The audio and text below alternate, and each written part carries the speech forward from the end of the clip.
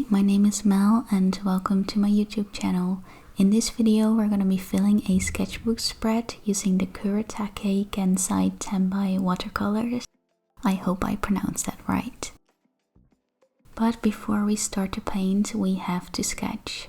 I included quite a bit of the sketching process this time. Let me know if that's interesting or not, I'm not so sure.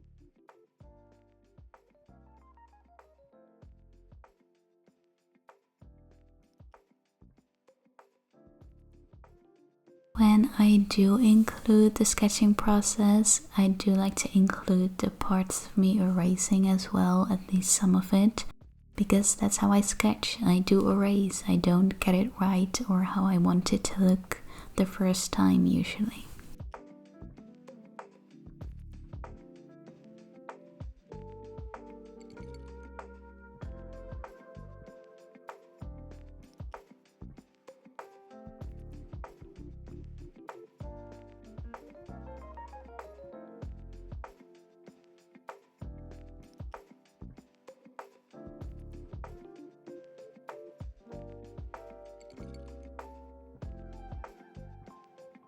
Now it's time to paint. As you can see, we're going sort of for a jam, strawberry, cozy food kind of theme. Kind of cottagecore too, I think.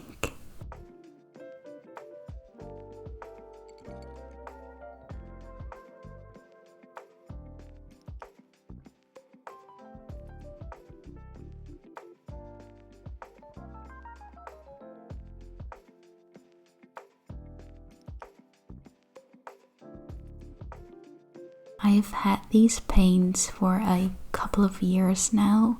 I actually first got them when I saw Doodle Date using them years ago and they looked so nice, so I got myself a set. I have used them, but I haven't really used them in the way I'm using them now. By which I mean that I usually use my watercolors in washes to kind of enhance the sketches I'm doing, and this time I'm layering and letting it dry and layering some more. So yeah, I haven't used watercolors in that way a lot.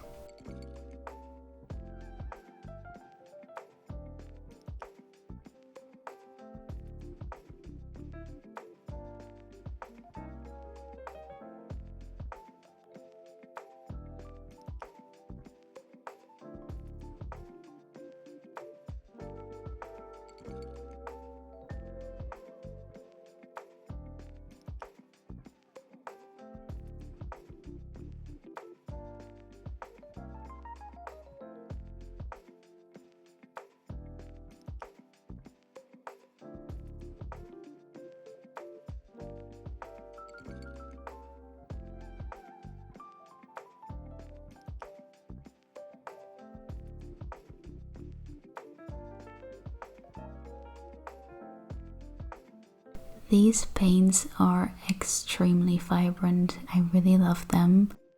I really enjoy using these paints.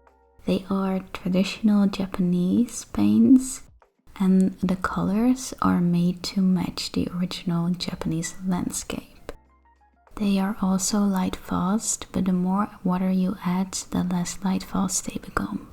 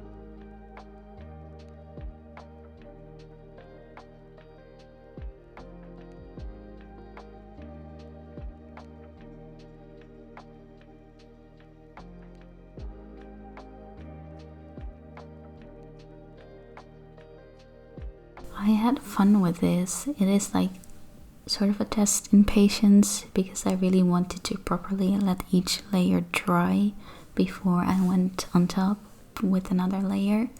I still didn't always let it completely dry, and then thought I should have let it completely dry. But you know, I'm not used to working in this way.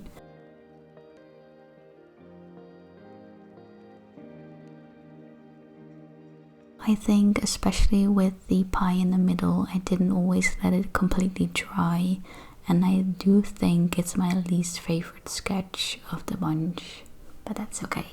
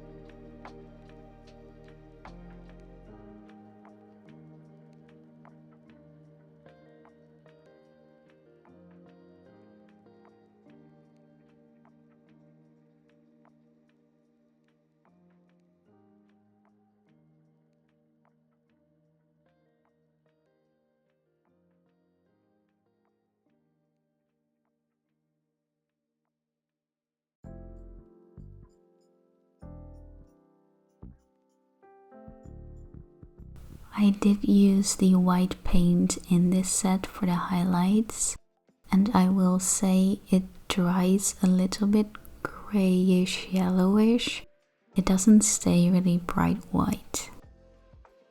Maybe like a white gouache would be better for highlights, but it still works okay. The highlights are just not as vibrant as maybe you would like them to be. And when using the white very opaquely, it also dries shiny, which is interesting. I think it's because the medium they use, like the binding medium they use, which I believe is water-soluble resin, so that probably contributes to like the shininess of it all.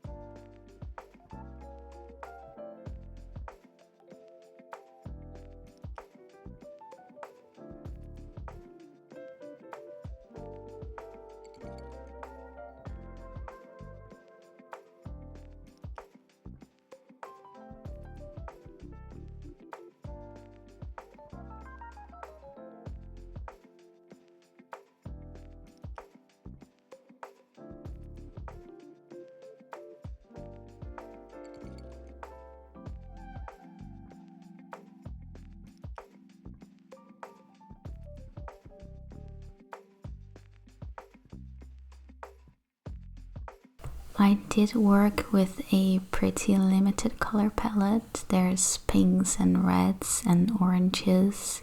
And for the shadows I use purple, and I like the way that looks. I think it works nicely. It's not too much of a contrast, but it's also not too similar to the reds and the pinks, if that makes any sense at all.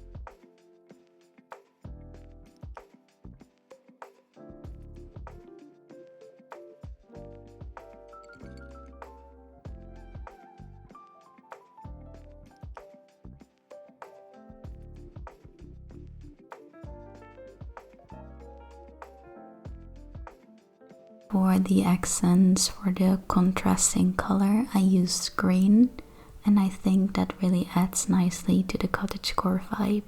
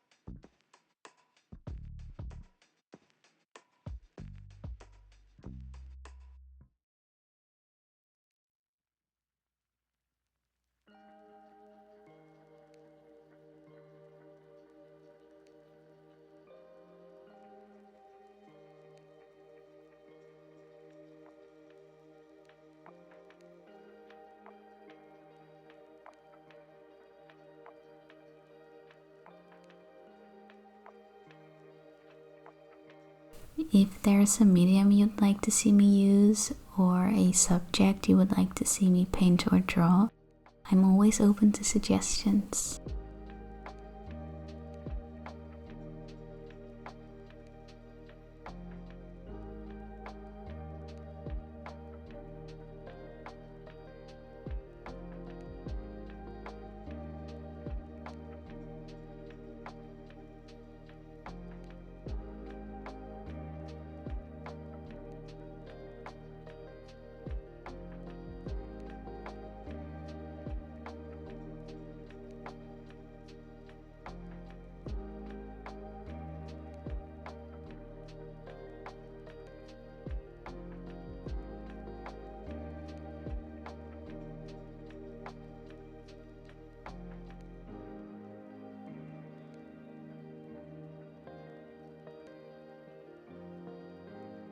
I do think the first sketch is my favorite. I really like that one actually.